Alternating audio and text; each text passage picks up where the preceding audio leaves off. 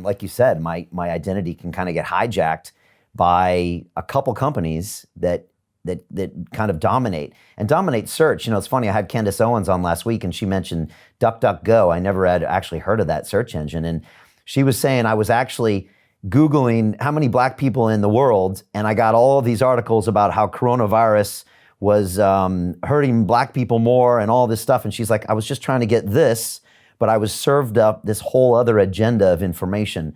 And I think, like you said, we forget how much of our human experience is digital, and then it's actually controlled by a few.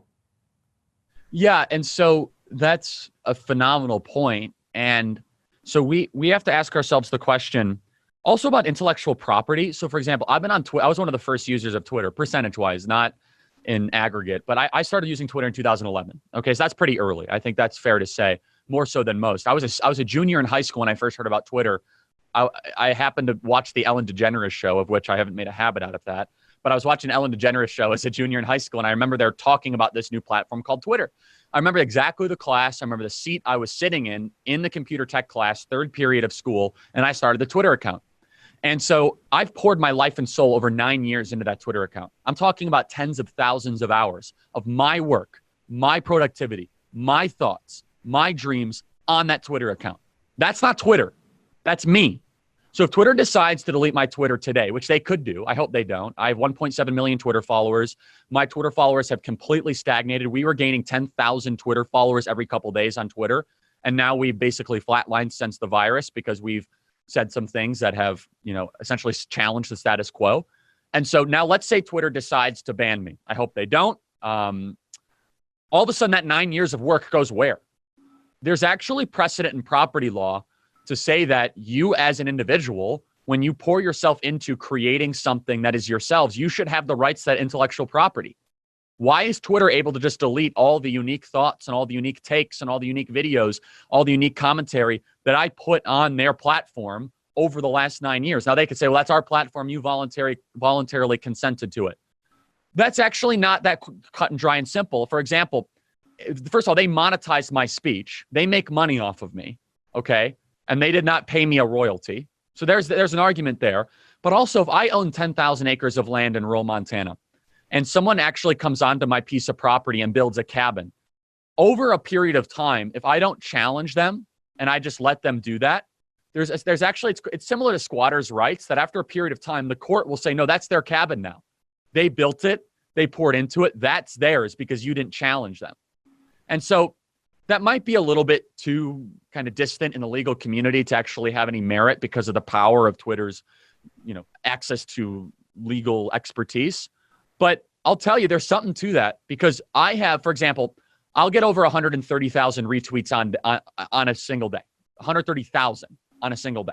That's not insignificant. That's what some people will get over the course of their entire Twitter existence. I will reach about 100 million people on Twitter a day. Twitter needs people like me.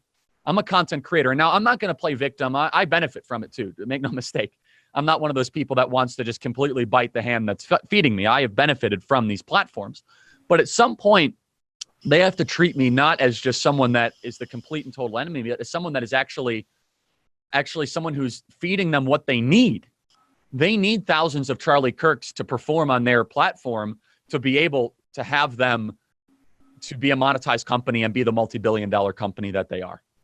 Yeah, this is something I've been thinking a lot about. I had a conversation with YouTube 12 days ago, and honestly, it was after we had a strike, which meant for 7 days we were not allowed to upload or go live, and the reps basically said, you make one small move and you're gone. As in, we won't even give you another strike, you'll just be off. And I've been on there 9 years, 8,000 videos, including 5 documentary films, 250 million views, another 250 million views on YouTube from my content that people have ripped. My whole life is on there. I mean, I told them, I got emotional on the call. It's like, it's my life. And I literally meet people on the streets and our content has literally saved their life. I didn't believe it at first, but they're like, I was on the brink of suicide. I was in divorce. I was addicted to drugs. And like, I saw one of your guests and they said the right thing at the right time. So I know what you mean. It's this creator, but it's just more than that. It's more than just some videos as well. And yet they were ready to do that because I published some videos that violated their community policy, which is a private company they say they can have.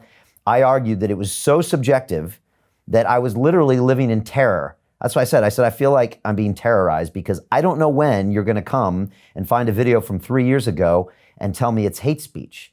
One of the guys was a big fan of Priyanka Chopra. She's a famous Bollywood actress. And I was talking on the phone. He said, I love your interview with Priyanka. I said, what if in minute 43 she says, I hate Hollywood directors? Like, you could come back tomorrow and say, I just violated community and now I've been deplatformed. I said, this is what I live in. And as a creator, it doesn't feel right. And yet they go back to this private company thing, which I agree, it doesn't hold water on a lot of ways. Let me build that out, the private company thing. And so let's just look from a public perception standpoint. Let's take an American company that people know that it's owned by conservatives, Home Depot. So Home Depot is owned by a couple, founded by a couple conservatives. What if Home Depot said, if you wear a Biden hat or a Democrat hat, you're not allowed to shop at Home Depot? How do you think people would react to that? Now, they'd have a right to do it. It's a private company, but do you think that would be tolerated? I mean, so let's use another example. Let's use American Airlines.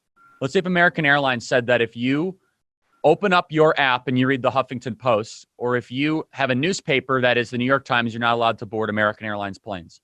Do you think that would stand up in a court of law? Be interesting. I don't think so. And I don't think the public pressure would apply. So why is it that all of a sudden that these tech companies are getting away with censoring us? And so there's a couple ways that this is going to happen. I'm going to tell you the bad way that this could happen. The bad way is if the left gets control of this and they want to turn this into a public utility where they deem what is fair and not. That is worse than what's even happening now. Let me just put a danger out there. Elizabeth Warren wants to nationalize these companies, and so does Bernie Sanders, because it'll be 10 times worse than what's happening now. They'll have some sort of nonsense social justice warrior, college professor board of anti-American, anti-Western people that will not even give you 3 strikes. They'll be worse than the tyrants that are running these companies right now. Now, what I think that might be actually more interesting is to get the Department of Justice involved under AG Barr and say, is platform access a civil right? And I think you could make that argument. And I'm not totally 100% behind this idea because I see some traps in it, but I'm very open to it. Do you have a civil right to be able to use the place where all public discussion is happening? So, for example, you're able to petition your government and you're able to get the right to say whatever you want outside of the U.S. Capitol or the Supreme Court. You're able to fill out that form. And even if you're the worst aspects of society, you're able to get that form of petition. Okay. Why can't you do that on YouTube? You could make an argument that you're really not going to have as much of an influence outside of the Capitol to influence and have the First Amendment rights in our Constitution as you are able to have actually access to where 92% of all search results are on YouTube.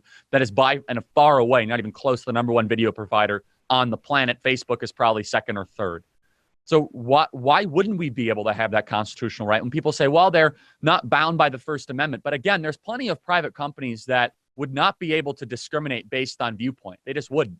I want you to imagine right now if Chipotle or McDonald's said that Democrats are not able to come and shop at, not able to purchase product at our store. That would not hold up. They'd say that's anti-discrimination. That's against discrimination. They would use all sorts of different precedent. Well, why are these tech companies immune to that? And so then, of course, there's the Section 230, the Communications Decency Act. I wrote a piece for the Washington Post, of all places, that published this. Kudos to them for actually publishing it, and demerits to them for everything they've done since. But I'll tell you that, look, it provides immunity from liability for them, for providers and users. There's something to that. And I've heard very thoughtful rebuttal to it. They say, oh, Charlie, that's not enough. But this is headed in a very, very, very dangerous direction where you have these tech companies that are acting like Stalinists, that they are going to stamp out opinion that they don't like. And I want to differentiate the tech companies again. Twitter and Google have just been awful. Facebook has some very troubling trends, but I'll give you an example of Facebook. Now, whether or not this will continue or not, I don't know. They censored one of my posts last week through one of their very puzzling fact-checking funding enterprises through Reuters. They said, this is untrue. It was so bad. I contacted Facebook and I said, please look into this. This is Reuters doing activist journalism. Within 12 hours, Facebook removed the censor. Good for them. Now, it took a lot of my time, a lot of my energy. I can't get a human being to respond to me at Twitter. And so we had one of our individuals, ALX, that works for us at Turning Point USA. His name's Alex LaRusso, 24-year-old kid, one of the nicest people you ever meet in your entire life, 100,000 followers on Twitter, followed by the president, retweeted by the president, and Twitter just decided to disappear him similar to Wuhan scientist. Just, we're going to get rid of him. And his whole digital identity is gone. Years of work. I appealed. I reached out directly to Jack. And I don't know what's going on there. Do they just want to become a pseudo-Stalinist tech company? Is that their new approach, or do they want to represent our country? Or not, I shouldn't even represent our country, just represent all viewpoints of our country, I think is a more proper way to say it. So look, this is one of the biggest issues of our time. This is something that if we fail to address it and recognize it, we are going to have a subset of private companies that have more power than our government. Therefore, they run our country. And it's fair to say that most people at these tech companies hate everything we stand for. They hate free expression. They're postmodernists, anti-American, anti-Western, anti-God believing individuals that are on an activist-driven campaign to stamp out people that they disagree with.